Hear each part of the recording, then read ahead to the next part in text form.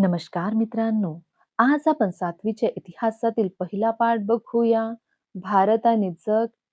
भारताच्या प्राचीन कालखंडाचा अभ्यास आपण मागील वर्षी केला आहे. या वर्षी आपण मध्ययुगीन कालखंडाचा अभ्यास करणार आहोत. बघा, या पुस्तकामध्ये आपल्याला काय बघायला मिळणार आहे? मध्ययुगीन कालखंड बघायला मिळणार आहे. मध्ययुगाचा काळ प्रत्येक देशाच्या इतिहासात वेगवेगळा असतो. बघा, मध्ययुगाचा काळ प्रत्येक देशाच्या इतिहासात कसा असतो? वेगवेगळा असतो. हे लक्षात राहू द्या.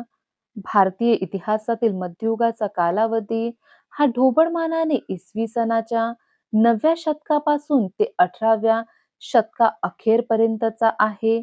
युरोपातील मध्ययुगाचा काळ इसवी सनाचे 5वे शतक ते 15वे शतक असा आहे.